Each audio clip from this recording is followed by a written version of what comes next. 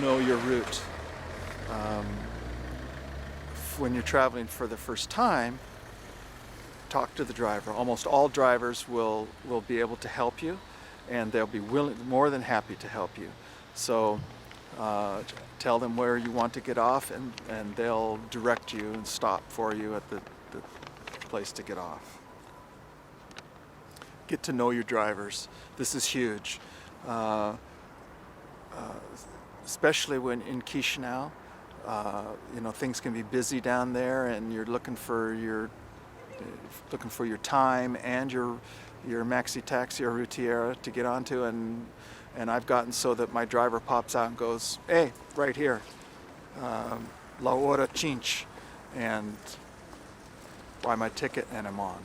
So he helps find me. He knows that I'm looking for his routiera. Also, if you have problems while you're on the routiera, for example, you're not feeling comfortable, it's probably for a very good reason that you're not feeling comfortable, your driver then can help you too. And always, if you feel at all uncomfortable, get up, move. If you need to, go talk to the driver. They run a pretty tight ship on the routieras, and they want it to be orderly and safe.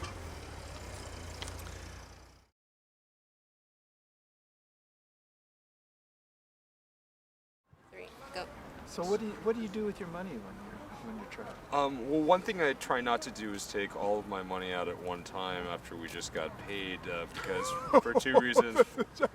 One of them is because I tend to spend it all before I get back home, and the other reason is that it's not such a good idea to carry all of your money at once while you're traveling on the routiera. Do you separate your money? I do separate my money. It's a good idea to put maybe some of it in your bag. It's a good idea to carry a little bit in. I usually prefer in my wallet instead of just in my hands. Yes. But there's a lot of different hiding spots you can try. If you're during winter time, if you have two different jackets, you can put it on your inner jacket. Yeah. The most important thing is just to keep it in different places when you're traveling. Yes. That way, if you either just lose your bag or if somebody steals your bag, then you won't have such a big problem getting back to your site when you don't have any lay left.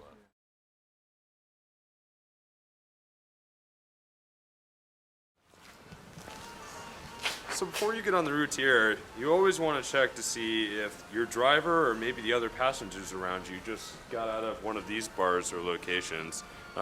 There's many of these locations that are located at the Gara, in all of the Garas, and there's a pretty high probability that there will be someone on your routiera who also just got off of the bus or just also left the bar. Things to watch out for, especially, is if your driver has just been drinking, you probably want to wait till a different bus gets there. In terms of passengers that have been drinking, you're going to want to make sure that you keep a distance from them when you choose your seat on the bus, because otherwise you have a good chance to be harassed on the bus. Another thing that you want to be careful about is when you're riding on the bus, you don't want to be speaking in English. You don't want to be speaking in English very loud. This is an indicator that you are somebody who's from a foreign country, and this is not a good thing for you. You become much more of a target. It's the same thing when you're talking about what you're wearing on the bus. Everything you can do to make yourself fit more in, you will have the best chance of not being harassed on the bus and have your best chance of getting to your destination fine.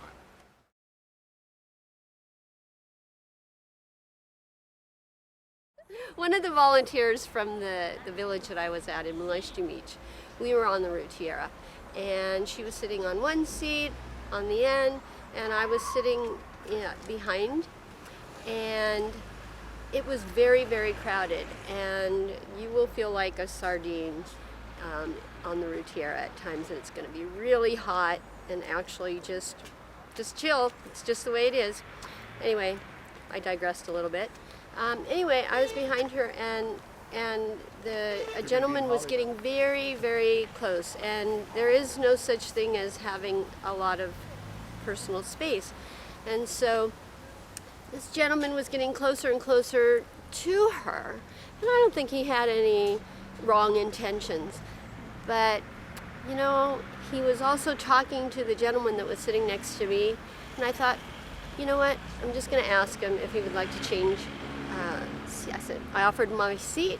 I stood next to my colleague, and I'm sure she felt more comfortable with me hovering over her than a strange man. But again, there may not have been any ill intentions, but I always err on the side of caution, and that's what you're going to hear throughout PST is, better be safe than sorry.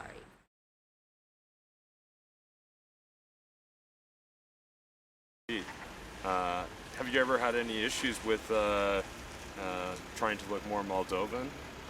I got or some too nice much American? Moldovan boots. Yeah. The boots are everything. So Right. once I got the boots, and I got the nice sweater, they leave me alone. Yeah, exactly. You don't really want to go out with your North Face backpack or be flashing your cameras and things like that on the bus, right? That's right. Yeah. Yeah, then you become a target. Oh, American. You've got mine. So you would recommend, I guess, not bringing an iPad on the bus and I using do. it on I do there? not use my iPad on Right. the bus. No. Yeah, never. it's a good idea. It's also a good idea to always remember, if you do have an iPad, to take it with you when you get off the routière, because that's an unfortunate situation when you don't ever see it again. Have you had this experience?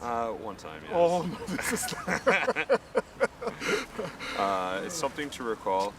Usually the routière drivers will, if they're one of the routière drivers that you do know, which is another reason why it's good to know one of these routière drivers, Yes. is they usually will come back with your goods and bring it to wherever you live, because that's usually where the bus is going back to again Yes. the next time. Yes. If it's the unfortunate situation that you do not know the routière driver, it's very possible that he may just take your goods and never bring them back again. And this is pretty common, and there's not really a whole lot of ways to get your things back unless you go into having to do with the police system for that. Yeah. Not good. Right. We're talking to your safety and security advisor, Magdalena. Yes.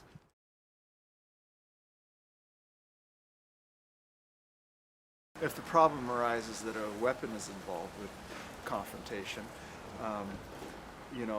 the thing to do is just lay the goods out there. Basically, you're in a cooperation mode and just let them have what they want, because the goods can always be replaced. Your health and safety is different. It's not like in Hollywood where, whoa, ho, po, ha, chee, yeah. And you've got your wallet, you tie them up, they call the police, there they are. This is not the way it is. I've done Aikido for 25 years.